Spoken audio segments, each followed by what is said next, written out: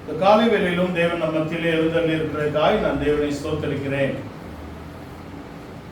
1 கொரிந்தியர் 13ஆம் அதிகாரம் 10ஆம் வசனத்தை வாசிக்க கேட்போம். 1 கொரிந்தியர் 13ஆம் அதிகாரம் 10ஆம் வசனத்தை நாம் வாசிக்க கேட்போம். நிறைவானது வரும்போது குறைவானது ஒளிந்து போகும். நிறைவானது வரும்போது குறைவானது ஒளிந்து போகும் என்று அப்போஸ்தலனாகிய பவுல் கொரிந்து சபைக்கு எழுதின இந்த வசனத்தை நாம் வாசிக்க கேட்டோம். கடந்த வாரத்திலும் இதை நாம் தியானித்தோம். அதன் தொடர்ச்சியாக குறைவானது வரும்போது நிறைவானது வரும் பொழுது குறைவானது ஒளிந்து போகிறது என்று எழுதுகிறார்.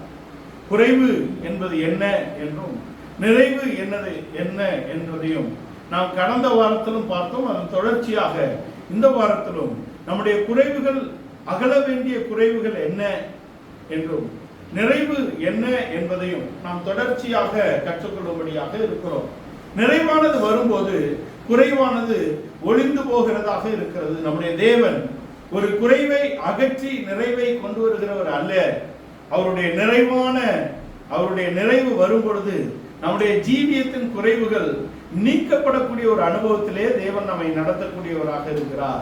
அவருடைய நிறைவு வரும் பொழுது நம்முடைய குறைவுகள் அகன்று போகிறது. இன்றைக்கு ஒரு பெந்தகோஸ்தே நாளை பண்டிகையாக கொண்டாடி கொண்டிருக்கிறார்கள். இந்த பெந்தகோஸ்தே நாள் 50வது நாளிலே, பஸ்கா அடிக்கப்பட்ட 50வது நாளிலே அங்கே பெந்தகோஸ்தே பண்டிகை கொண்டாடப்படுகிறது. எழுத்தின்படி அவர்கள் பெந்தகோஸ்தே பண்டிகையை கொண்டாடுகிறார்கள். ஆனால் நாம் பெந்தகோஸ்தே என்ற அனுபவத்துக்குள்ளாக வந்திருக்கிறோம். நிறைவானது வரும்போது குறைவானது ஒளிந்து போகிறது என்றால் அவருடைய நிறைவாகிய அன்பு நம்முடைய ஜீவியத்திலே வரும்போது நம்முடைய அறிவாகிய குறைவு நீங்கி போகிறது.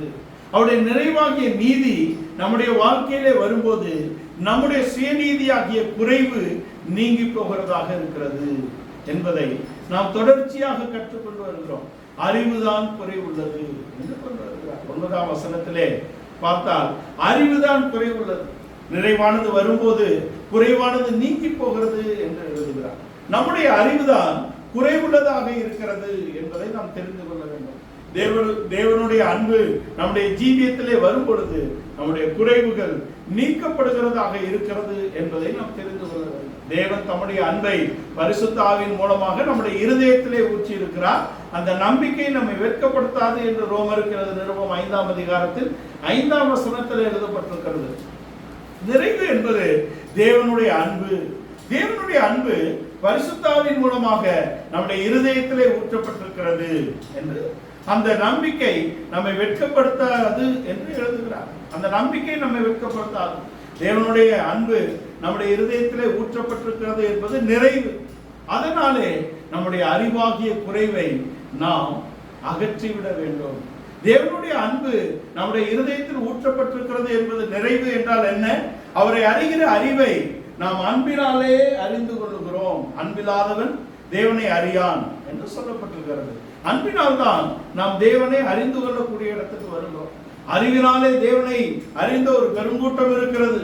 ஆனால் அல்ல, அவரை அறிகிற அறிவின் மேன்மை என்பது அவருடைய அறிவின் அன்பினாலே நாம் அறிந்து கொள்கிறோம். அவர் முந்தி நம்மிடத்தில் அன்பு கூர்ந்ததினாலே நம்முடைய குமாரனை நமக்காக தந்தரினாரே, கிறிஸ்து நமக்காக கொடுக்கப்பட்டதினாலே அன்பு என்னதென்று நாம் அறிந்திருக்கிறோம். அதுக்கு பின்பாக நாம் பாவிகளாய் இருக்கையில், நாம் அக்கிரமக்காரராய் இருக்கையில், நாம் திடனற்றவர்களாக இருக்கையில், நாம் சத்துருக்களாய் இருக்கையில் கிறிஸ்து நமக்காக மரித்ததினாலே அன்பு என்னதென்று அறிந்திருக்கிறோம். நல்லவர்களா நீதிமான்களா, யார் பெரியவர்கள் என்ற இடத்துல இன்றைக்கு கிறிஸ்தவம் நன்மையை காட்டிலும் நீதியை பிடித்துக் கொண்டிருக்கிறது. நீதியை பிடித்துக் கொண்ட பழைய ஏற்பாட்டு பரிசுத்தவான்கள் அந்த நீதியை அடைந்து கொள்ளவில்லை.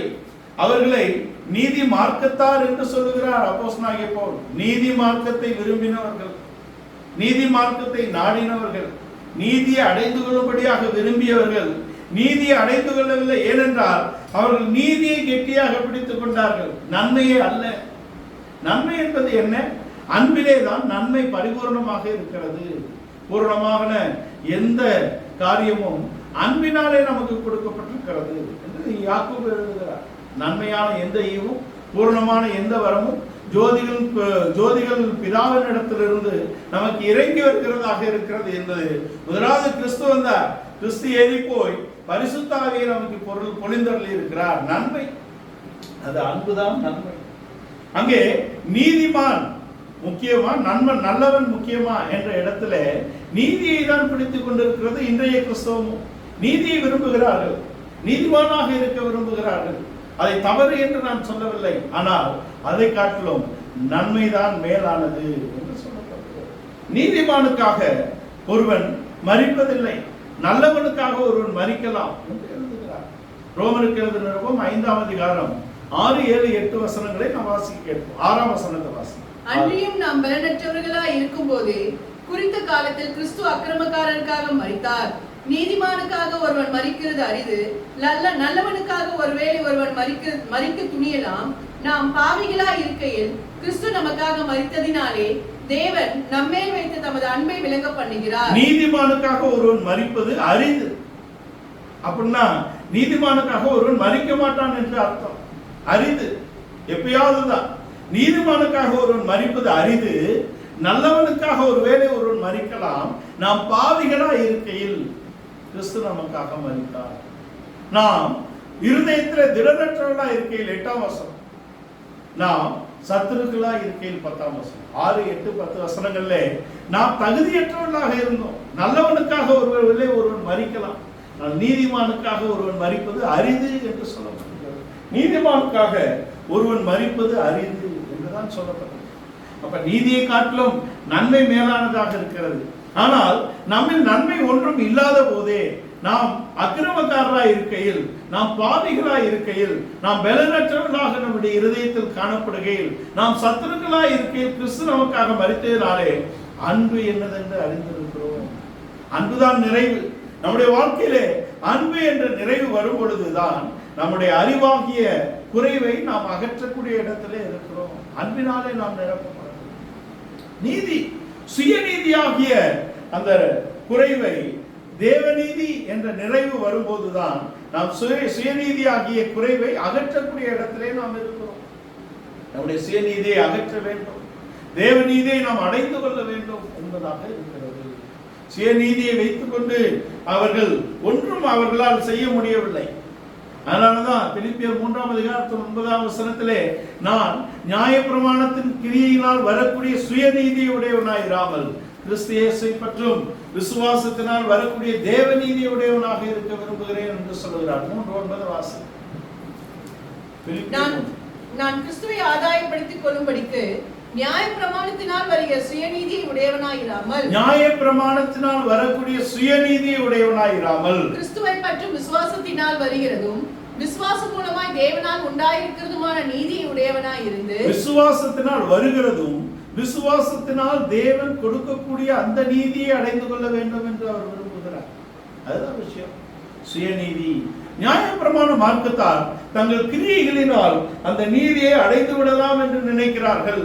அது அல்ல என்று சொல்லக்கூடிய பவுல் அப்போஸ்தலன் கலாத்தியரிலே அந்த மார்க்கத்திலே குற்றம் சாட்டப்படாதவன், அவர் வயதுள்ளவர்கள் ஒருவரும் வாழக்கூடாத ஒரு நேர்த்தியான வாழ்க்கையை தான் வாழ்ந்திருப்பதாக அவர் சொல்லுகிறார்.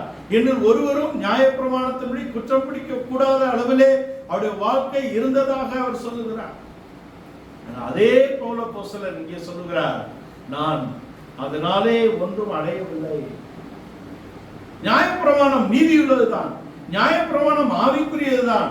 அந்த ஆவிக்குரியவைகளினாலே நன்மையினாலே எனக்கு தீமை உண்டாயிற்றோ என்றால் அது அல்ல. நியாயப்பிரமாணத்தினாலே பாவம் பலன் பெற்றது, நியாயப்பிரமாணத்தினாலே சட்டங்கள் பலன் பெற்றது, நியாயப்பிரமாணத்தினாலே அவர்கள் நியாயம் தீர்க்கப்பட்டார்கள் என்ற இடத்துல ஒரு மனிதனும் அதை நிறைவேற்றி நீதியை அடைந்து கொள்ள முடியவில்லை என்ற இடத்தில் இருக்கிறது. நியாயப்பிரமாணத்தின் கிரியைக்காரர்கள் யாவரும் சாபத்துக்கு உட்பட்டிருக்கிறார்கள் என்று அவரே சொல்லுகிறார். அவர்தான் சொல்லுகிறார், நியாயப்பிரமாணம் ஆவிக்குரியது, நியாயப்பிரமாணம் நன்மை உள்ளது, நியாயப்பிரமாணத்தினால் தான் நான் பாவம் என்னதென்று அறிந்து கொண்டேன் என்று சொல்லக்கூடிய அதே பவுல் அப்போஸ்தலன், நியாயப்பிரமாணத்தின் கிரியைக்காரர்கள் எல்லோரும் சாபத்துக்கு உட்பட்டிருக்கிறார்கள், நியாயப்பிரமாணத்தின் கிரியைகளினாலே நாங்கள் நீதியையும் ஜீவனையும் அடைந்து கொள்ள முடியவில்லை என்று கொண்டு வருகிறார். இது கிறிஸ்துவை பற்றி விசுவாசத்தினாலே தேவன் அருளக்கூடிய நீதியாக இருக்கிறது. சுயநீதி என்பதும் சுய கிரியைகளினாலே பெற்றுக்கொண்ட நீதியும் குறைவுள்ளது. சுய சிந்தை, சுய எண்ணங்களினால் நாம் செய்யக்கூடிய கிரியைகள் குறைவுள்ளது. நிறைவானது வரும்போது குறைவானது ஒளிந்து போகிறது, அகன்று போகிறது. நிறைவு என்பது தேவனுடைய அன்பு என்று நாம் பார்க்கிறோம். நிறைவு என்பது தேவனுடைய நீதி என்று நாம் பார்க்கிறோம். சுயநீதியை பற்றி கொண்டவர்களுக்கு அடையாளமாக நாம் யூதாவுடைய வாழ்க்கையும் பார்த்தோம், அங்க யோபுடைய வாழ்க்கையும் நாம் பார்த்தோம். யூதாவுடைய வாழ்க்கையில தன்னுடைய மருமகளாகிய தாமாரை அவர் தன்னுடைய 3வது மகனுக்கு அவன் கட்டி கொடுக்க விருப்பமில்லை. 2 மகன் மரித்த இடத்திலே தன்னுடைய குறைபாடு என்ன என்று அவன் அறிந்து கொள்ளாதபடிக்கு தன் மருமகன் மேல் தான் குற்றம் இருப்பதாக அவன் சிந்திக்கிறான். இப்படி யூதாவை சிந்திக்க வைத்தது என்ன என்றால் அவனுடைய சுயநீதி. அவனுடைய சுயநீதியினாலே அவன் மற்றவர்களை தான் தவறாக நினைக்கிறானே தவிர தன்னிடத்தில் இருக்கக்கூடிய குறைபாடுகளை அவன் தவறாக நினைக்கவில்லை. இல்லையா? God given seed, தேவன் அளித்த வித்தை தரையிலே போட்டு சந்ததி இல்லாதபடிக்கு அண்ணனுக்கு ஒரு நீதி செய்யாத ஒரு 2வது மகன் மரித்ததிலும் அவன் மருமகளை தான் தவறாக எண்ணுகிறானே தவிர தன் பக்கத்தில் இருக்கக்கூடிய குற்றங்களை அவன் சரிபார்க்கக்கூடிய இடத்திலே அவன் இல்லை என்பதாக இருக்கிறது. யோபுடைய வாழ்க்கையிலும் அங்கே பார்த்து 36ஆம் அதிகாரம் வரைக்கும் 4 நண்பர்களும் 3 பேர் பேசி ஓய்ந்த பின்பு 4வது நபரும் பேசுகிறார். ஆனால் யோபு சொல்லுகிறார், நீதியை நான் கெட்டியாக பிடித்திருக்கிறேன், என்னிடத்தில் ஒரு குற்றமும் இல்லை என்பது போல்தான் அவருடைய பேச்சு இருக்கிறது. ஆனால் அங்கே 30ஆம் அதிகாரத்திலும் 31ஆம் அதிகாரத்திலும் பூமிக்குரிய மேன்மையும் ஆவிக்குரிய மேன்மையும் யோபு தன் வாயினாலேயே வெளிப்படுத்தி இருக்கிறார் என்பது இன்றைக்கு நாம் காணக்கூடிய வெளிச்சம், பரிசுத்த ஆவியினாலே நாம் காணக்கூடிய வெளிச்சமாக இருக்கிறது. அப்போஸ்தலர்களாலே நாம் பெற்றுக்கொண்ட வெளிச்சமாக இருக்கிறது. 30ஆம் அதிகாரத்திலே அவன் சொல்லுகிறான், என்னை கேலி பேசுகிறார்களே இந்த வாலிபர்கள், என்னை பரியாசம் பண்ணக்கூடிய இவர்களுடைய தகப்பன்மாரை என் தோட்டத்தின் நாயோடு கூட நான் வைக்க மாட்டேன் என்று அற்பமாக பேசுகிறான். யோபு பரிசுத்தவான், அவனை பேச எனக்கு ஒன்றும் தகுதி இல்லை என்றாலும் ஆவிக்குரிய ரீதியிலே இவைகள் எல்லாம் படிப்படியாக நமக்கு வைக்கப்பட்டிருக்கிறது. பிறனை அவமதிக்கிறவன் பாவம் செய்கிறான் என்று வேதம் சொல்லுகிறது. இவன் மற்றவர்களை அவமதித்து பேசக்கூடிய இடத்திலே அவனுடைய வாழ்க்கை இருக்கிறது என்பது சுயநீதி. சுயநீதி. என் கண்ணோடு உடன்படிக்கை பண்ணின நான் மற்றொருத்தியை நான் என் மனதினாலும் நினைத்தது இல்லை என்று சொல்லுகிறான். ஆவிக்குரிய மேன்மை இருக்கிறது. மேன்மைகளை எண்ணினான், பேசினான் என்பது சுயநீதியின் வெளிப்பாடு. என் நீதியை நான் கெட்டியாக பிடித்திருக்கிறேன் என்று சொல்லுகிறான். தேவன் வந்து துண்டை கட்டி எனக்கு முன்பாக நில், நான் இவையெல்லாம் செய்யும் போது நீ எங்கே இருந்தா என்று தேவன் பேசின பிறகுதான் என் கையை கொண்டு நான் வாயை பற்றுவேன். நான் நீசன் என்று நான் நீசன், நான் அற்பன் என்று தன்னை தேவனுக்கு முன்பாக தாழ்த்தக்கூடிய இடத்தில் தான் அவனுடைய வாழ்க்கை மேன்மை என்ற இடத்துக்கு வருகிறது என்பதை நாம் பார்க்க வேண்டும். இரட்டிப்பான ஆசீர்வாதத்தை அடைந்து கொண்டான். அவனுடைய குமாரத்திகள் ஆசீர்வாதி கொடுக்கப்பட்டார்கள். அவனுடைய குமாரத்திகளை போல தேசத்திலே அளவுள்ளவர்கள் ஒருவரும் இல்லை என்ற பரிசுத்தத்தின் அழகு, பிரதிஷ்டையின் அழகு, அங்கே சுபாவத்தின் அழகு என்ற இடத்திலே அவனுடைய குமாரத்திகள் அழகுள்ள குமாரத்திகள் கொடுக்கப்பட்டார். இது தன்னுடைய நீதியை அவன் புறம் தள்ளின இடத்தில் தான் தேவ நீதியை அடைந்து கொள்ளக்கூடியதாக அங்கே அடையாளமாக இருக்கிறது. இங்கே யூதாவுடைய வாழ்க்கையிலே தாமாரை தான் தவறாக நினைத்து அனுப்பிவிட்டான். அவள் பிள்ளை பேருக்கு ஆயத்தமாக இருக்கிறாள், கர்ப்பம் பெற்றிருக்கிறாள் என்று சொன்ன உடனே இவன் அங்கே நீதிமான் போல் தான் போகிறான், அவளை வெளியே கொண்டு வாங்க என்று. ஆனால் அடையாளங்களை பெற்றுக்கொண்ட உடனே தன் சுயநீதி எல்லாம் அங்கே எடுபட்டு போய் அவன் தேவ நீதிக்கு பரிபூர்ணமாக ஒப்பு கொடுக்கிறான். நல்ல ஒரு வழியிலே அவனை தேவன் நடத்தி அவன் சுயநீதி எல்லாம் அவன் எடுத்து போட்டு அங்கே என்னிலும் அவன் நீதி உள்ளவள் என்று தாமாரை கொண்டு வந்தார். அதனால்தான் அங்கே ரூத்தின் புஸ்தகம் 4ஆம் அதிகாரத்தின் 12ஆம் வசனத்திலே அங்கே வாழ்த்துகிறார்கள். யூதாவுக்கு தாமார் பெற்ற அந்த குடும்பம் தான் வாழ்த்தப்படுகிறது. வாசிங்க 4ஆம் அதிகாரம் 12ஆம் வசனம்.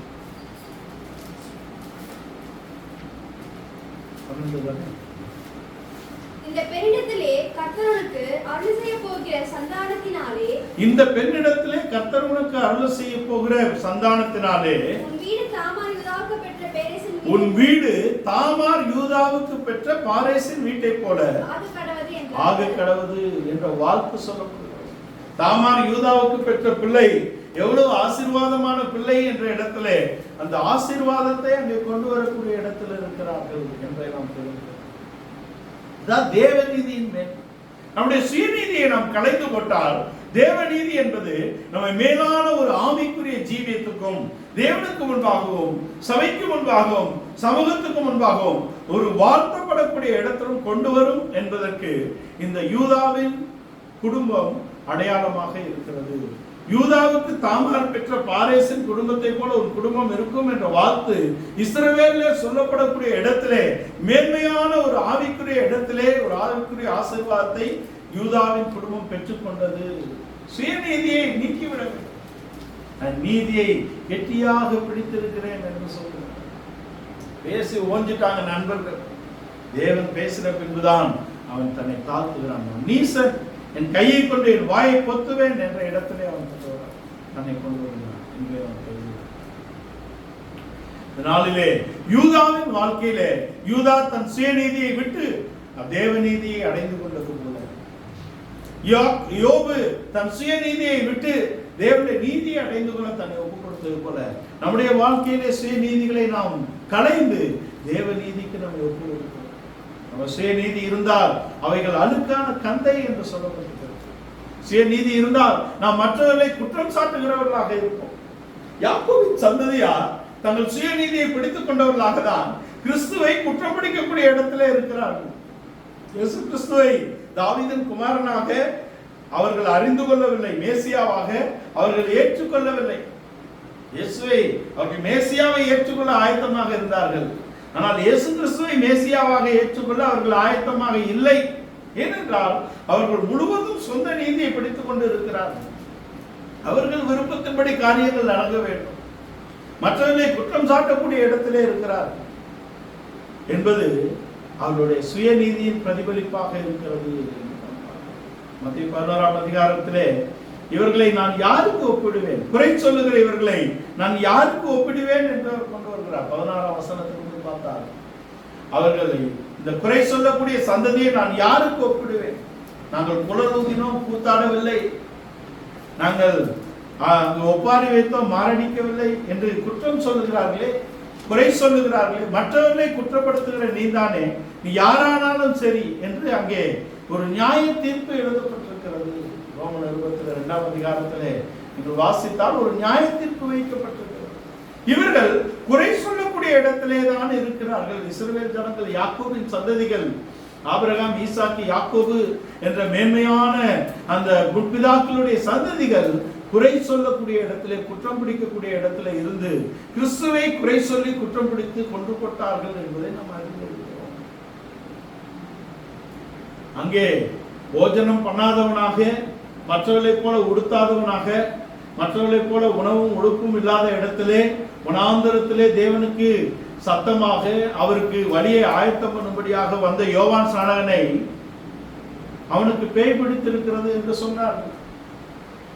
ஏனென்றால் அவன் நம்மை போல் உண்ணுகிறதும் இல்லை, உடுக்கிறதும் இல்லை, நம்முடைய வீடுகளுக்கு வருகிறதும் இல்லை, நம்மை போல் வாழுகிறதும் இல்லை, இவன் பிசாசு பிடித்தவன் வனாந்தரங்களிலே திரிகிறான் என்று சொன்னார்கள். யோவான் மேல் குறை. சரி, புசிப்பவராக, அவர்களோடு எப்பொழுதும் இருப்பவராக, அவர்கள் மத்தியிலே வாழ்பவராக மேசியா வந்திருக்கிறார். போஜன பிரியன் என்று சொல்லுகிறார்கள். புசித்தாலும் குற்றம், புசியாவிட்டாலும் குற்றம் என்ற இடத்திலே இந்த சந்ததியை நான் யாருக்கு ஒப்பிடுவேன் என்று குறை சொல்லக்கூடிய சந்ததி என்று கொண்டு வருகிறார். குறை சொல்லக்கூடியவர்கள் தங்களிடத்தில் உள்ள குறைவுகளை காணாதபடிக்கு மற்றவர்களிடத்தில் உள்ள குறைவுகளை காணக்கூடிய இடத்திலே இருக்கிறார்கள் என்பதை நாம் தெரிந்து கொள்ள வேண்டும்.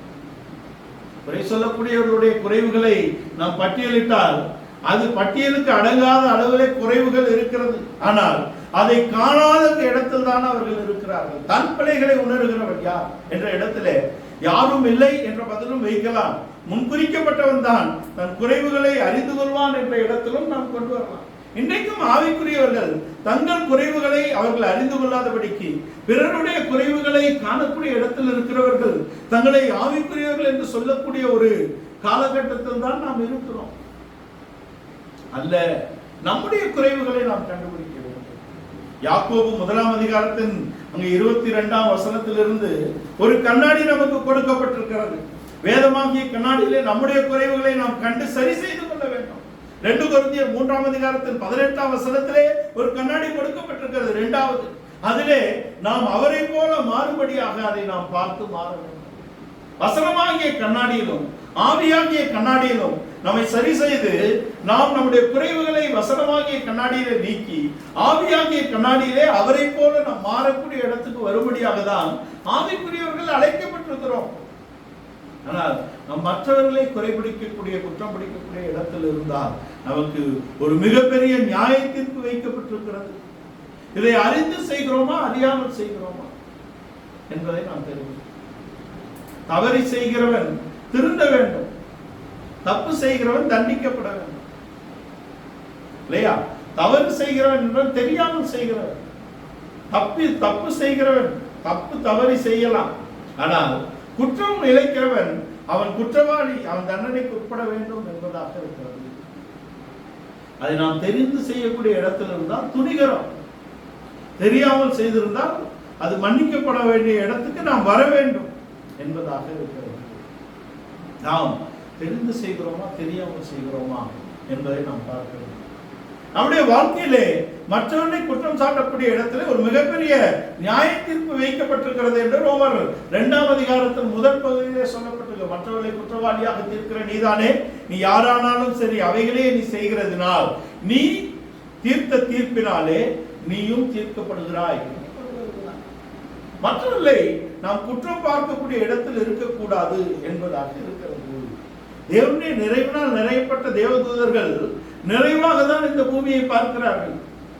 எஸ்ஐயா தீர்க்கதரிசன புத்தகத்தில் தேவனுடைய நிறைவாகிய பரிசுத்தாவினால் நிரப்பப்பட்ட நாம் மற்றவர்களுடைய குறைவுகளை நாம் ஏன் பார்க்க வேண்டும்? அவர் அப்படி இருந்தால் இருந்து போகட்டும். அதுக்காக நாம் வருத்தப்படுகிறோமா? அவர்களுக்காக நாம் தேவ சமூகத்திலே வருந்துகிறோமா? அது அல்லாதபடிக்கு நாம் குற்றம் சாட்டுவது என்பது நம்மேல் ஒரு ஆபத்தை நியாய தீர்ப்பை கொண்டு வருகிறதாக இருக்கிறது. வெளிப்படுத்தின விசேஷம் 12ஆம் அதிகாரத்தின் 10ஆம் வசனத்திலே சகோதரரை நித்தமும் குற்றப்படுத்துகிறவன் கீழே தள்ளப்பட்டானே. சகோதரர் என்றால் நம்மை சகோதரர் என்று சொல்ல அவர் வெட்கப்படவில்லை. அவர் நமக்கு மூத்த சகோதரராகவும் நாம் கிறிஸ்துவுக்குள் அநேக சகோதரர்களாகவும் இருக்கிறோம். நம்மை குற்றம் சாட்டக்கூடியவன் கீழே தள்ளப்பட்டானே என்று அவருக்கு ஒரு நியாய தீர்ப்பு தான் அங்கே எழுதப்பட்டிருக்கிறது. மற்றவர்களை நாம் அற்பமாக எண்ணுவதும் மற்றவர்களை நாம் குற்றவாளிகளாக குறைவு சொல்லுகிறவர்களாக இருப்பதும் நமக்கு மிகப்பெரிய ஆபத்தை கொண்டு வரும் என்பதாக இருக்கிறது. இஸ்ரவேல் ஜனங்கள் இயேசு கிறிஸ்துவை குற்றமடிக்கும்படியாகவே இருந்து அவங்க யாரையும் அவருக்கு குறை சொல்லக்கூடிய இடத்துல இருக்கிறார்கள். புசியாதவனாக வந்த யோவான் ஸ்நானனையும் குற்றப்படுத்தினார்கள். புசிக்கிறவராக வந்த இயேசு கிறிஸ்துவையும் போஜன பிரியன் என்று சொன்னார்கள். பாவிகளோடு இருக்கிறவன் போஜன பிரியன், அவன் வனாந்தரத்தில் இருக்கிறவன் பேய் பிடித்தவன் புசியாதவன் என்றார்கள். ஆக இவன் இந்த குறை சொல்லக்கூடிய சந்ததியை நான் யாருக்கு ஒப்பிடுவேன் என்று சொல்லுவேன். இது நீதி. நம்முடைய சொந்த நீதி இருந்தால் நம்முடைய ஜீவியத்திலே ஒரு நியாய தீர்ப்பு வர வேண்டும். நம்முடைய சொந்த நீதி இருந்தால் நாம் மற்றவர்களை குற்றம் சாட்டி ஒரு நியாய தீர்ப்புக்கு போவோம் என்பதும் நமக்கு முன்னுதாரணமாக வைக்கப்பட்டிருக்கிறது. இதை நாம் யூதாவுடைய வாழ்க்கையிலும் அங்கே யோபுடைய வாழ்க்கையிலும் நாம் பார்க்கிறோம்.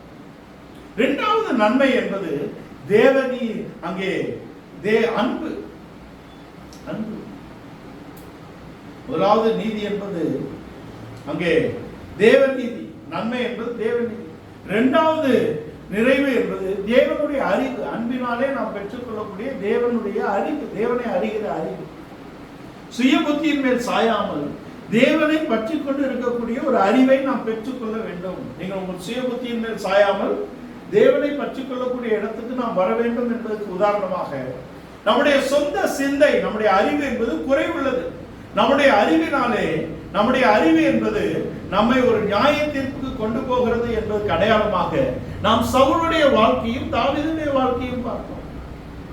சொந்த புத்தி, சொந்த பலன் என்பது, ஓன் ஐடியா, சொந்த சிந்தனைகள் என்பது இங்கே சவுலை ஒரு நியாய தீர்ப்புக்கு கொண்டு போயிருக்கிறார். அவன் சுய புத்தியை சார்ந்து கொண்டான், சுய பலத்தின் மேல் அவன் நாட்டமாக இருந்தான், சுய குடும்பத்தை அவன் நிலைநாட்டும்படியாக, சொந்தமாக தானே நிலைநாட்டும்படியாக அவன் விரும்புகிறான் என்பது சவுல் இழந்து போன பக்கம். ஆனால் அதற்கு பதிலாக கொண்டு வரப்பட்ட தாவீது என்பவன் தேவனை எல்லா காலத்திலும் சார்ந்திருக்கக்கூடியவனாக இருந்தான் என்பது வெட்ட வெளிச்சமாக இருக்கிறது. இங்கே சவுலுடைய வாழ்க்கையிலே அவன் தேவனுடைய மனதையும் தேவனுடைய இருதயத்தையும் தெரிந்து கொண்டாலும் அவன் அங்கே தேவனுடைய வார்த்தைகளுக்கு அவன் கீழ்ப்படவில்லை. காத்திரு என்று அதிகாரி சொல்கிறார். மேலான எந்த அதிகாரத்துக்கும் நீங்கள் கீழ்ப்படிந்து இருங்கள் என்பது தேவனே நேரடியா சொன்னாதான் சில பேர் கேட்பாங்க. நடத்திப்பு சொன்னால் கேட்கக்கூடிய அனுபவம் அவளுக்கு கிடையாது. அங்கே சாமுவேல் நடத்திப்பாக கொடுக்கப்பட்டிருக்கிறார். சாமுவேல் சொல்லுகிறார், ஏதனால் காத்திருங்க ஐயா, நான் வரேன் அப்படின்னா காத்திருக்க முடியாது. நான் துணிந்து பலியிட்டேன். சுய புத்தியை நீங்கள் சார்ந்து கொண்டால் துணிகரம் உங்களுடைய வாழ்க்கையிலே வரும் என்பதை நாம் தெரிந்து சுய புத்தியின் மேல் சாராமல் தேவனை பற்ற விசுவாசத்தோடு இரு, தேவனுக்கு பற்றும் பயத்தோடு இரு. நீங்கள் சுய புத்தியின் மேல் சாயாமல் தேவனை பற்றும் பயத்தோடு இருக்க வேண்டும். சுய புத்தியின் மேல் சாய்ந்து அவன் பலியிட்டது மாத்திரமல்ல, ராஜா ஆசாரியனுக்கு அடுத்த வேலை ஏன் செய்யணும்? அந்த துணிகரம் அவனுக்குள் வந்தது. துணிந்து பலியிட்டேன். சத்துருக்கள் நெருக்குகிறார்கள், ஜனங்களுடைய மனம் வலுவி போகிறது, நீர் வர தாமதிக்கிறது, நான் துணிந்து பலியிட்டேன் என்று தன் வாயினாலேயே தனக்கு எதிராக அவன் சொல்லக்கூடிய இடத்தில் அவன் இருக்கிறான். 11ஆம் அதிகாரம் 15ஆம் அதிகாரத்திலே அமலேக்கை நீ அழித்து போடு என்றால் அங்கும் சுய புத்தியின் மேல் சார்ந்து இருக்கிறான். தன் சுயத்தின் மேல் சார்ந்து இருக்கக்கூடிய இடத்திலே ஒரு கீழ்ப்படியாமை நமக்குள் வந்து விடுகிறது. நம் சுயத்தின் மேல் சார்ந்து இருக்கக்கூடிய இடத்திலே பொருளாசை நமக்குள் வருகிறது. பொருளாசையில தானே அவருடைய மனம் பறக்கு. கொள்ளையின் மேல் பறந்தது என்றால் சுயம்தான். அது கொள்ளையின் மேல் பறப்பது என்பது சுயம், கீழ்ப்படியாமல் இருப்பது என்பது சுய புத்தி. இந்த சுயம் என்பது அவனுடைய சிங்காசனத்தையும் அவனுடைய அபிஷேகத்தையும் இழக்கக்கூடிய இடத்திலே அவனை கொண்டு வந்திருக்கிறது. அங்கே சிங்காசனத்தை இழந்த பின்பும் அவர் ஒரு சான்ஸ் தரார். அபிஷேகத்தை இழக்கிறதுக்கு முன்பாக 15ஆம் அதிகாரம் அவன் அமலேக்கின் மேலும் அதே காரியத்தை செய்து அவன் ஒரு நியாயத்திற்கு நேராக போகிறான். எந்த பெலிஸ்தியருக்கு எதிராகவும் எந்த அமலேக்கியருக்கு எதிராகவும் அவன் கீழ்ப்படியாமல் போனானோ அதே பெலிஸ்தியருக்கு எதிராக அவன் தோற்று ஒரு அமலேக்கியன் தான் அவன் தலையை வெட்டினதாக அங்கு தாவீதினிடத்தில் வந்து சொல்லுகிறான். என்பது நாம் தேவனுக்கு கீழ்ப்படிந்து நாம் ஜெயத்தை பெற்றுக்கொள்ள வேண்டும். நம் சொந்த புத்தியின் மேல் சார்ந்து போகக்கூடாது. இன்றைக்கும் சொந்த புத்தியின் மேல் சார்ந்து ஆலோசனைகளை, தேவனுடைய ஆலோசனைகளையும் சபையின் ஒழுங்குகளையும் தேவ ஊழியர்களால் கொடுக்கப்படும் ஆலோசனைகளையும் ஏற்றுக்கொள்ளாமல் அங்கே அழிந்து போனவர்கள் எத்தனையோ பேர் இருக்கிறார்கள். இந்த நாட்டிலும் அழிந்து போகக்கூடிய எத்தனையோ பேரை நாம் பார்க்கிறோம். பொருளாசை என்பது நம்மை அழிவுக்கு கொண்டு போய்விடும். சுய புத்தியின் மேல் சார்ந்து பொருளாசையினாலே அவர்கள் கொள்ளையின் மேல் பறந்து கடன்பட்டு இறந்தவர்கள் இருக்கிறார்கள். வரலாறு இருக்கிறது. கடன்பட்டு நாட்டை விட்டு ஓடினவர்கள் இருக்கிறார்கள். அவங்களாம் முட்டாளன்னு நினைக்கிறோமா? இல்லை, அவங்களாம் புத்திசாலிகள் தான். ஆனால் சுய புத்தியின் மேல் சார்ந்தவர்கள் கிறிஸ்தவர்களும் இருக்கிறார்கள், கிறிஸ்துவை அறியாதவர்களும் இருக்கிறார்கள், ரெண்டு கூட்டத்தாரும் இருக்கிறார்கள். நாம் மேலான எந்த அதிகாரத்துக்கும் கீழ்பட்டு இருக்க வேண்டும். தேவனுடைய ஆலோசனைகளுக்கு நாம் செவி கொடுத்து நடக்க வேண்டும். போதும் என்று மனதோடு கூடிய தேவ பக்தியை மிகுந்த ஆதாயம். நமக்கு இருக்க வீடு, உடுக்க உடை, உண்ண உணவு, வேண்டியவைகள் எல்லாம் தேவன் செய்கிறார். அதுக்கு மேற்பட்டது எல்லாம் பண ஆசை. பணம் வேண்டாம் என்று எங்கும் பேச முடியாது. பணம் வேண்டும். ஆனால் பண ஆசை என்பது தீமை. ஊழியத்துக்கும் பணம் நாம் செலவு செய்கிறோம். ஆனால் தேவையானவைகளை தேவன் தருகிறார். விசுவாசத்தினால் வராத எல்லாம் பாவமே. விசுவாசத்தினாலே தேவனிடத்தில் நாம் பெற்றுக்கொள்ளும்படியாக அழைக்கப்பட்ட தேவ ஜனம் பொருளாசை என்ற இடத்துக்கு போய்விடக் கூடாது. பண ஆசை எல்லா தீமைக்கும் வேர். கொடுத்தாரே, இருக்கிறது போதும் என்று வாழ்ந்தால் இன்னும் தருவார். அவர் தராமல் நீங்கள் ஒன்றும் பெற்றுக்கொள்ள முடியாது, இல்லையா? 104ஆம் சங்கீதத்திலே மிருகங்கள் பறவைகளை நாம் அற்பமாக எண்ணுகிறோம், அவைகள் எல்லாம் அவர் கொடுக்க வாங்கிக் கொள்ளும். அவர் தன் கையை மடக்க அவர் முகத்தை திருப்ப கையை மடக்க அவைகள்லாம் திகைக்கும். மனிதன் ஒருவன் தான் திகைப்பதும் இல்லை, அங்கே தயங்குவதும் இல்லை. அடுத்த வழியை பார்க்கிறான். சுய புத்தியின் மேல் சாய்ந்து கொள்ளுகிறான். சுய பலத்தை அவன் சார்ந்து கொள்ளுகிறான். இங்கே சவுலுடைய வாழ்க்கையிலே தன் சுய பலத்தை சார்ந்தான். அப்னேர் இருக்கிறாரு, சுய நீதி யோனத்தான் இருக்கிறான். தன்னுடைய குடும்பம், தன்னுடைய பலன், தன்னுடைய சிந்தனை இவைகளிலேயே சார்ந்து அவன் ஒன்றுமில்லாமல் அழிந்து போனான். ஆனால் தாவீதை அவர் அபிஷேகம் பண்ணக்கூடிய இடத்திலே என் இருதயத்துக்கு ஏற்றவன் எனக்கு சித்தமானவைகளை எல்லாம் செய்வான் என்ற சாட்சியை தேவன் தருகிறார். என் இருதயத்துக்கு ஏற்றவன் எனக்கு சித்தமானதை எல்லாம் செய்வான். தாவீது தேவனுக்கு ஏற்றவைகளை செய்யக்கூடிய ஒரு இருதயத்தோடு சிருஷ்டிக்கப்பட்ட ஒரு மனிதனாக இருக்கிறார். அங்கே அப்போஸ்தலர் நடவடிக்கைகள் 13ஆம் அதிகாரம் 22ஆம் வசனத்தில் என் இருதயத்துக்கு ஏற்றவன் எனக்கு சித்தமானதை எல்லாம் செய்வான். சங்கீதம் 40 நான் கர்த்தருக்காக பொறுமையோட காத்து கொண்டிருக்கிறான். காத்திருக்கக்கூடிய தேவ சித்தம் செய்யக்கூடிய ஒருவனை அடுத்தபடியாக அவர் கொண்டு வருகிறார். அவனுடைய சிங்காசனம் இன்றைக்கு வரைக்கும் நிலைத்திருக்கக்கூடிய இடத்திலே அவனுடைய சிங்காசனம் இருக்கிறது. கிறிஸ்துவின் சிங்காசனத்தின் மேல் வருவார். அவனுடைய சிங்காசனம் என்றென்றைக்கும் நிலைத்திருக்கும். அவன் உன் வீடு உன் சிங்காசனம் உனக்கு முன்பாக என்றென்றைக்கும் இருக்கும் என்ற வாக்குத்தத்தம் அவனுக்கு கொடுக்கப்படுகிறது. தாவீது தன் சுய சிந்தையின் மேல் சாயாமல், தன் சுய பலத்தின் மேல் சாராமல் தேவனை எல்லா இடத்திலும் பற்றி கொள்ளக்கூடிய அவனுடைய எல்லா 142ஆம் சங்கீதத்திலும் எல்லா சூழ்நிலைகளிலும் அவன் சார்ந்து கொள்கிறான். 3ஆம் சங்கீதம் அவனுக்கு பயங்கரமான காரியம், அவன் தேவனை சார்ந்து கொள்கிறான். எனக்கு ரட்சிப்பு இல்லை என்று என் சத்துருக்கள் சொல்லுகிறார் என்று சொல்லக்கூடிய இடத்துல அவனுடைய ரட்சிப்பு, அவர் என் தஞ்சம், அவர் என் கோட்டை, அவர் என் நீதி என்ற இடத்திலே அவரை பற்றி கொள்ளக்கூடிய தேவ நீதி அடைந்து கொள்ளக்கூடிய சுய பலத்தை அல்ல, சுய சிந்தனைகளை அல்ல, சுய நீதி அல்ல என்ற இடத்திலே தாவீது இருந்து ஜெயத்தை பெற்றுக் கொண்டான். தாவீது வாழ்க்கையிலே ஒரு பெரிய தேவ நீதி நிறைவேற்றப்படுவதற்கு அவன் தாழ்த்துகிறான். அங்கே உரியா சங்கதி ஒன்று தவிர என்றுதான் 4ஆம் புஸ்தகத்தில் உரியா சங்கதி ஒன்று தவிர. ஏன் அங்கு கூட அவனுக்கு அந்த கிடைத்தது என்றால் அவன் தாழ்த்தக்கூடிய ஒரு மனிதன். நாத்தான் வராரு, அதிகாரி வராரு, நீ செய்தது தவறு என்று சொன்னால் அவன் தாழ்த்துவான். தன் பாவத்தை மறைக்கிறவன் வாழ்வடைய மாட்டான். அதை அறிக்கை செய்து விட்டு விடுகிறவனோ இரக்கம் பெறுவான் என்ற இடத்திலே அவனுக்கு இரக்கம் கிடைத்திருக்கிறது. அவனுடைய நீதி நிலைநாட்டப்படுகிறது. தேவன் அவனை தூக்கி எடுக்கக்கூடிய இடத்திலே அவன் தேவனுக்கு முன்பாக என்றைக்கும் தாழ்த்தக்கூடிய ஒரு மனிதனாக இருக்கிறான். தாழ்மையுள்ளவனாக இருக்கிறான். தன் சுய பலத்தின் மேல் அவன் சாரவில்லை. சவுலுக்கு ஒரு அப்னேர் இருந்தார், ஒரு யோனத்தான் இருந்தார், படைகள் இருந்தது, அங்கே பொருட்கள் இருந்தது அல்ல, தேவனை சார்ந்து இருக்கக்கூடிய அன்புதான் அவனை மேற்கொள்ளும். என் பலனாகிய கர்த்தாவே உங்கள் அன்பு கூறுவேன் என்று சொல்றார். 18ஆம் சங்கீதம் அழைப்புக்குறி, மூல பாஷையில அழைப்புக்குறிகள் கிடையாது. அது முதல் வசனமாக எண்ணப்படுகிறது. முதல் வசனம் அவங்க தாவீதை அவனுடைய சகல சத்துருக்களுக்கும் சவுலாகிய சத்துருக்கும் அவர் விடுதலையாக்கி நீங்களாக்கி ஜெயம் தந்த நாளிலே அவன் எழுதின சங்கீதம். என் பலனாகிய கர்த்தாவின் அன்பு. அன்பு இருந்தால் நாம் தேவனை சார்ந்து கொள்வோம். அன்பு இருந்தால் நாம் சுய புத்தியின் மேல் சாய மாட்டோம். தேவ அன்பு நம்முடைய இருதயத்திலே ஊற்றப்பட்டு இருக்கும். ஆனால் நாம் சுய நீதியையோ சுய எண்ணங்களையோ சுய பலத்தையோ நாம் சார்ந்து கொள்ளாதபடிக்கு தேவனும் சார்ந்திருக்கக்கூடிய ஒரு மனிதனாக நாம் காணப்படுவோம் என்பதற்கு இந்த தாவீதுடைய வாழ்க்கை என்பது சரியான உதாரணமாக இருக்கிறது. அவன் தேவ அன்பை பிரதிபலிக்கக்கூடிய இடத்திலே இருக்கிறான். 2 சாமுவேல் 1ஆம் அதிகாரத்தின் கடைசி பகுதியில் நீங்கள் பார்த்தாலும் அவன் சவுலுக்காகவும் யோனத்தானுக்காகவும் அவன் புலம்பல் பாடுகிறான்.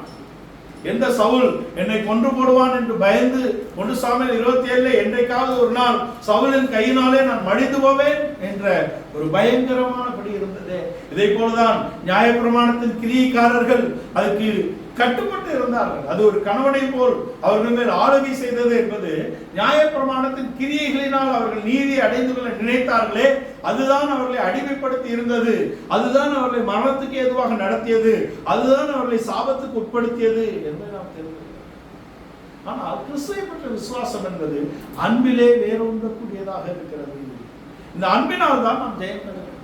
இந்த அன்பை பிரதிபலிக்கக்கூடிய இடத்திலே இங்கே தாவீது இருக்கிறார். அவர் சவுலுக்காக யோனத்தானுக்காக புலம்பல் பாடுகிறார். அப்னேருக்காக அவன் அங்கே புலம்பல் பாடுகிறான். சவுலின் குமாரனாகிய இஸ்போசேத்து 2 சாமுவேல் 4ஆம் அதிகாரத்திலே கொல்லப்பட்ட போது அவனுக்காகவும் அவன் வருந்துகிறான். அவனுடைய சத்துருக்களை ஒரு நாளும் ஒருவர் கொன்று அவனிடத்தில் தைரியமாக பிரவேசிக்க முடியாது என்ற இடத்திலே அவன் சத்துருக்களை நேசிக்கக்கூடிய தேவ அன்பை பிரதிபலிக்கக்கூடிய ஒரு மனிதனாக அவன் அங்கே இருக்கிறான் என்பதை நாம் தெரிந்து கொள்கிறோம். மாத்திரம் அல்ல, அவன் சவுலுக்காகவும் யோனத்தானுக்காகவும் இரக்கம் பெற யாராவது இருக்கிறார்களா என்று விசாரித்து அவனுடைய யோனத்தானுடைய குமாரனை அவன் கொண்டு வந்து அங்கே சியோனிலே ராஜாவோடு பந்தி இருக்க செய்கிறான். மேவிபோசேத்தை கொண்டு வந்து அங்கே பந்தி இருக்க செய்கிறான். சப்பானிகள் முடவர்கள் பிரவேசிக்க முடியாத அங்கே சியோனின் அங்கே கோட்டைக்குள்ளே ராஜாவோடு என்னாலும் இவன் அசனம் பண்ணுவான் என்ற இடத்திலே அங்கே கொண்டு வந்து அவனை உட்கார வைத்தான். கிறிஸ்து இயேசுவுக்கு சரி நிகர் உதாரணமாக காட்டக்கூடிய இடத்திலே தாவீதுடைய வாழ்க்கை அன்பிலே நிறைந்திருக்கிறது. நாம் சத்துருக்களாய் இருக்கும்போது, நாம் அவருக்கு விரோதமாக கிரியைகளை நடப்பிக்கும் போது, நாம் இருதயத்திலே திடனற்றவர்களாக இருக்கும்போது, நாம் பாவிகளாக இருக்கும்போது கிறிஸ்து நமக்காக மரித்தாரே. இந்த அன்பை காட்டக்கூடிய இடத்திலே, பிரதிபலிக்கக்கூடிய இடத்திலே பழைய ஏற்பாட்டிலே நாம் தாவீதை காண்பிக்கலாம். கிறிஸ்துவை தாவீதுக்குள் காணக்கூடிய சந்தர்ப்பங்கள் இருக்கிறது. அவன் சவுலுக்காக புலம்புகிறான், யோனத்தானுக்காக புலம்புகிறான், சவுலின் குமாரனாகிய இஸ்போசேத்துக்காக புலம்புகிறான், சவுலின் பெலன் என்று காணப்படக்கூடிய அப்னேருக்காக அவன் புலம்பல் பாடுகிறான். அங்கு யோனத்தானின் குமாரனை கொண்டு வந்து பந்தியிலே உட்கார வைக்கிறான். மேவிபோசேத் அவன் இரக்கம் என்பது அன்பு என்பதை, தேவனுடைய அன்பை, தேவனுடைய இரக்கத்தை பிரதிபலிக்கக்கூடிய இடத்திலே அவனுடைய வாழ்க்கை இருக்கு. சொந்த குமாரன் அவனை விரட்டிய போதும் நீங்கள் பிள்ளையாண்டவனை சாவதானமாய் நடத்துங்கள் என்று சொல்லுகிறார். 3ஆம் சங்கீதத்தை அவன் எழுதினதே விரட்டப்பட்ட போதுதான். ஆனாலும் அவன் மேல் அவன் குமாரனாகி அப்சலோமே என் குமாரனே, உனக்கு பதிலாக நான் மரித்தால் நலமாய் இருக்கும் என்று சொல்லக்கூடிய இடத்திலே, தேவ அன்பை பிரதிபலிக்கக்கூடிய இடத்திலே நாம் மனுஷீக அறிவை, நாம் அங்கே சொந்த புத்தியை, நாம் சொந்த நீதியை, நாம் நம்முடைய சொந்த அன்பை எல்லாம் விட்டு தேவநீதி, தேவனை அறிகிற அறிவு, தேவனுடைய அன்பு என்ற இடத்திலே நாம் அந்த அன்பை நாம் அடைந்து கொள்ளக்கூடிய இடத்திலே நமக்கு வாக்குத்தத்தங்கள் கொடுக்கப்பட்டிருக்கிறது. முன்னே அந்நியராயும் மனதிலே துர்க்கினால் சத்துருக்களாய் இருந்தோமே, பரிசுத்தரும் குற்றமற்ற கண்டிக்கப்படாத ஜீவியத்துக்கு நம்மை அவர் தகுதிப்படுத்தி இருக்கிறார். நீங்கள் கேட்ட இந்த சுவிசேஷத்தின் நம்பிக்கை விட்டு அசையாமல் ஸ்திரமாய் உறுதியாய் விசுவாசத்தில் நிலைத்திருந்தால் இந்த குறைவுகள் நீங்கி நிறைவாக்கப்படும் என்பதை நாம் அறிந்து கொள்ள வேண்டும். நிறைவு என்ற இடத்துக்கு நாம் வர வேண்டும். இந்த குறைவுகள் எல்லாம் நீங்கி நிறைவு என்ற இடத்துக்கு வர வேண்டும். பிலிப்பியர் 1ஆம் அதிகாரத்தில் 9ஆம் வசனத்திலே தேவனுடைய அன்பின் ஆழம் அகலம் நீளம் உயரம் என்று உணர அவர் நம்மை வல்லவர்களாக மாற்றி இருக்கிறார். பிலிப்பியர் 1:9. அப்பொழுதுதான் குறைவுகள் எல்லாம் நீங்கும். குறைவு என்பது நம்முடைய சுய புத்தி, குறைவு என்பது நம்முடைய சுயநீதி என்று நாம் பார்ப்போம். நிறைவு என்பது தேவனை அறிகிற அறிவு, நிறைவு என்பது தேவனுடைய அன்பை நாம் பெற்றுக்கொள்வது, நிறைவு என்பது தேவனுடைய நீதியை நாம் அடைந்து கொள்வது. அன்புதான் இருக்கிறது. 1:9 வசனம்.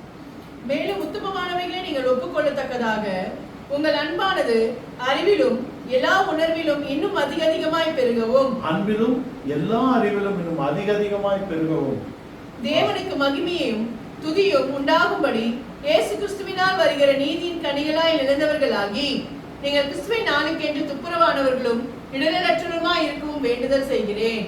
துப்புரவு இடரலற்ற ஒரு வாழ்க்கையை நாம் அடைந்து கொள்ள வேண்டும் என்று வேண்டுதல் செய்கிறார். அவருடைய அன்பிலும் எல்லா அறிவிலும் இன்னும் அதிகமாய் பெருகவும்.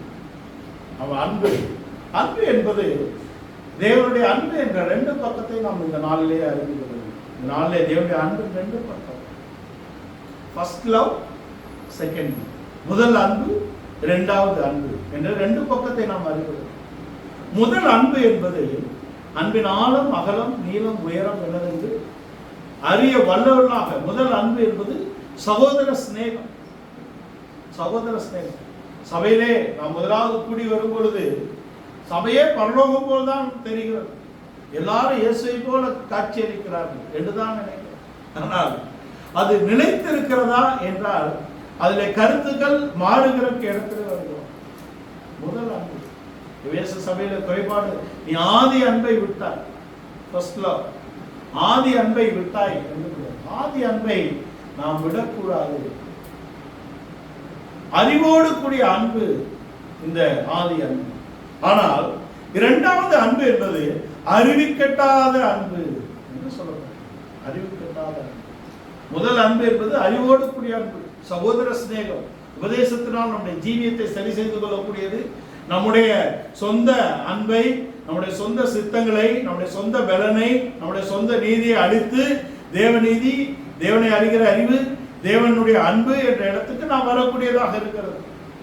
ஆனால் இரண்டாவது அன்பு என்பது அறிவிக்கட்டாத அன்பு. சகல பரிசுத்தவான் மேல் உள்ள அறிவிக்கட்டாத அன்பு.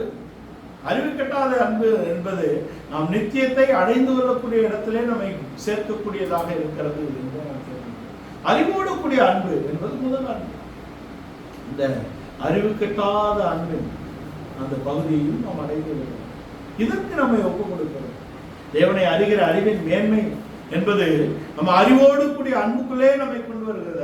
ஆழம், அகலம், நீளம், உயரம் என்னதென்று நாம் அறிந்து கொள்ள வல்லவர்களாக இருக்கிறோம். ஆனால் எபேசியருக்கு எழுதின நிருபம் கடைசி அதிகாரத்தின் 3:15 வாசம். எபேசியர் 3:18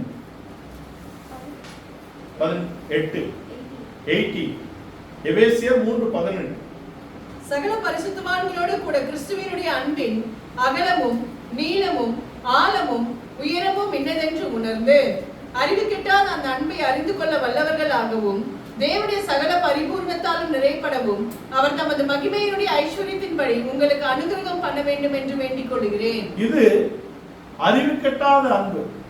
அறிவோடு கூடிய அன்பை நாம் வாசித்தோம். பிலிப்பியர் 1:9. இது அறிவுக்கட்டாத அன்பு என்பது சகல பரிசுத்தவான்களோடு கூடிய அன்பு.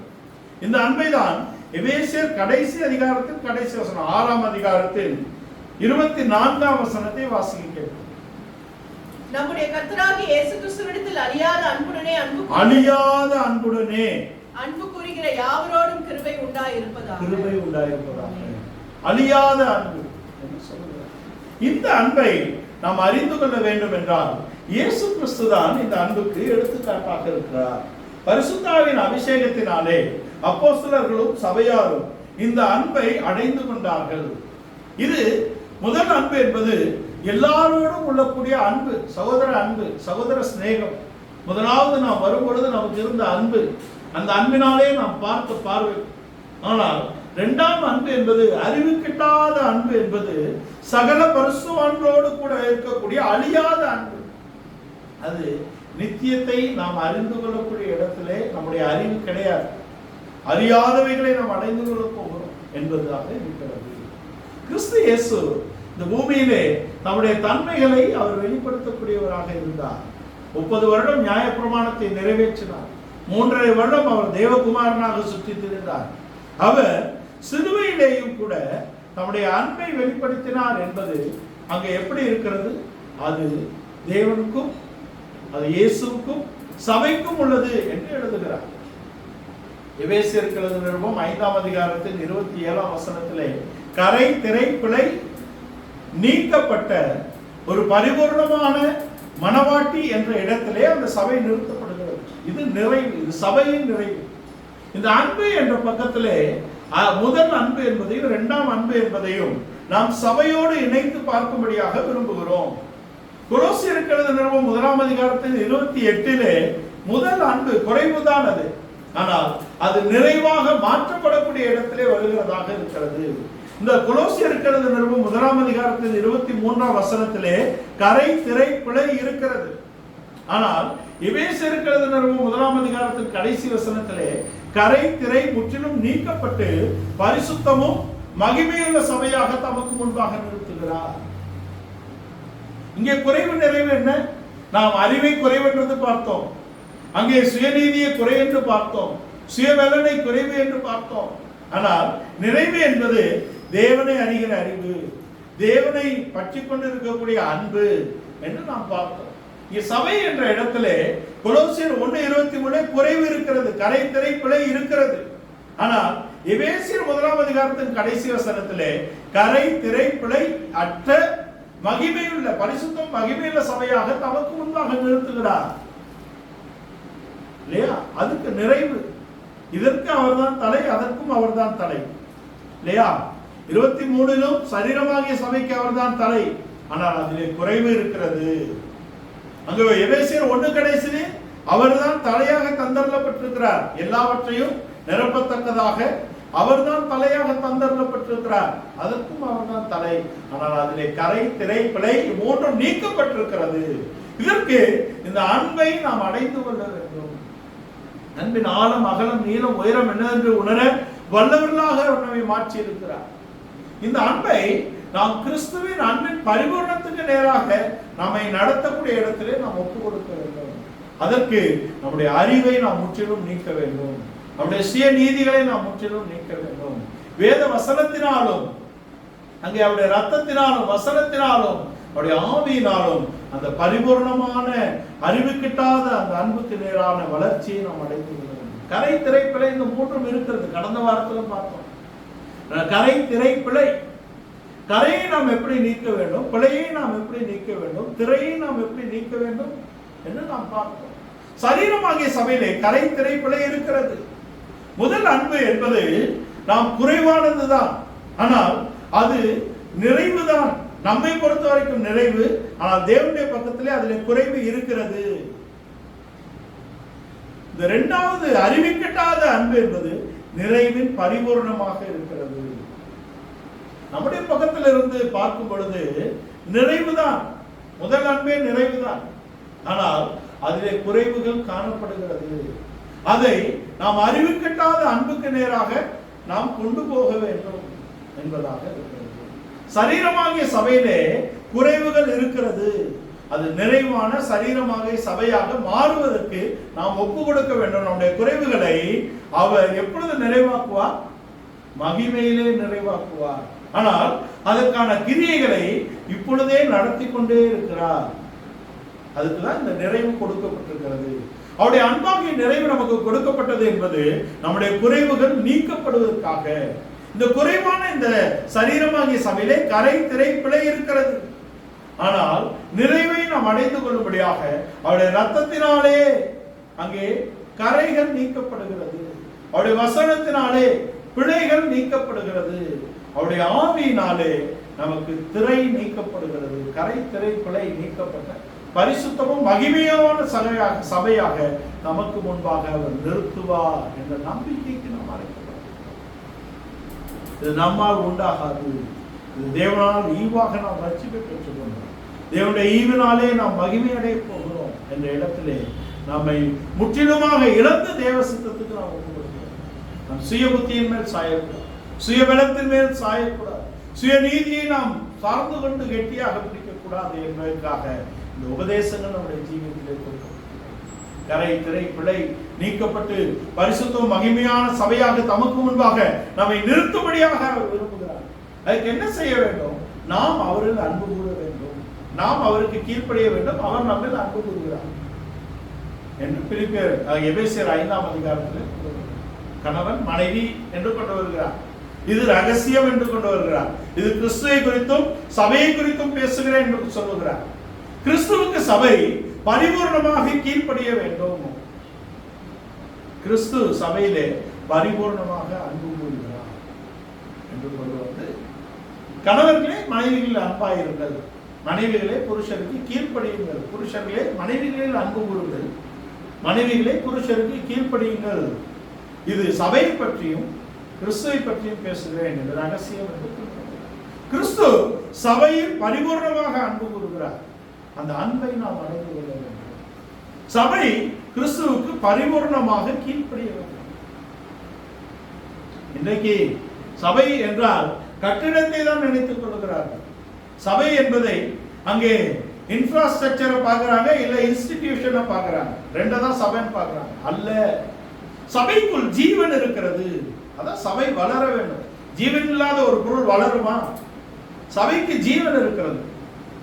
கையினால் கட்டப்பட்ட எந்த கட்டிடத்திலும் அவர் இருக்கிறது இல்லை என்றால் நாம் தான் சபை. நாம் சரீரமாகிய சபையாக இருக்கிறது மாத்திரமல்ல, நாம் மகிமையான சரீரமாகிய சபையாக நாம் மாற வேண்டும். கரை, திரை, பிழை இது மூன்றும் நீக்கப்படுவதற்கு நாம் முற்றிலுமாக தேவனுடைய அன்புக்கும் தேவனுடைய நீதிக்கும் நம்ம ஒப்பு கொடுக்க வேண்டும். அந்த நிறைவு நமக்குள்ளே வரும்போது குறைவானது நீக்கப்படுகிறது, நிறைவானது வரும்போது குறைவானது பரிபூர்ணமாக நீக்கப்படுகிறது என்ற இடத்துல இந்த உபதேசம் இருக்கு. இந்த காலை வேளையிலே உபதேசங்களுக்கு முற்றிலுமாக நம்ம ஒப்பு கொடுக்கிறோம். நம்முடைய குறைவுகளை நீக்கும்படியாக இந்த நாளிலே நிறைவுக்கு ஒப்பு கொடுப்போம். தேவ நீதியாகிய நிறைவை நாம் அடைந்து கொள்வோம். தேவனுடைய அன்பாகிய நிறைவை நாம் அடைந்து கொள்வோம். தேவனுடைய ஆலோசனைகளுக்கு நாம் முற்றிலுமாக ஒப்பு கொடுப்போம். நாம் அவருடைய ஆவிக்கு ஒப்பு கொடுப்போம். அவருடைய ஆவி பரிசுத்த ஆவி மூலமாக அவருடைய அன்பு நம்முடைய இருதயத்திலே ஊற்றப்பட்டிருக்கிறது. அந்த நம்பிக்கை நம்மை வெட்கப்படுத்தாது. அவருடைய நீதியை நாம் அடைந்து கொள்ளும்படியாக நாம் அழைக்கப்பட்டிருக்கிறோம். நீங்கள் கேட்ட சுவிசேஷத்தை நம்பிக்கை விட்டு அசையாமல் ஸ்திரமாய் உறுதியாய் விசுவாசத்தில் நிலைத்திருந்தால் அப்படியாகும். உன்னை அந்நியராக இருந்த நம்மை பரிசுத்தரும் குற்றமற்றதும் கண்டிக்கப்படாத ஜீவியத்துக்கு உட்படுத்தும்படியாக வந்தாரே. ஆனாலும் கரை திரை பிழை எல்லாம் நீக்கப்பட்டு பரிசுத்தமும் மகிமையுள்ள சபையாக தமக்கு முன்பாக நிறுத்தபடியாக அவர் சித்தம் கொண்டிருக்கிறார். பரிபூர்ணமாக அவருக்கு கீழ்ப்படிவோம். ஒருவரில் ஒருவர் அன்பு கூறுவோம். ஒருவருக்காக ஒருவர் ஜெபித்து கிறிஸ்துவின் சிந்தையுடையவர்களாக நாம் காணப்படுவோம். இந்த நாளிலே இந்த உபதேசங்களுக்கு முற்றிலுமாக ஒப்பு கொடுப்போம். நிறைவானது வரும்போது நம்முடைய ஜீவியத்தின் குறைவுகள் பரிபூர்ணமாக நீக்கப்படும். இந்த வசனங்களுக்கு முற்றிலுமாக நாம் ஒப்பு கொடுப்போம்.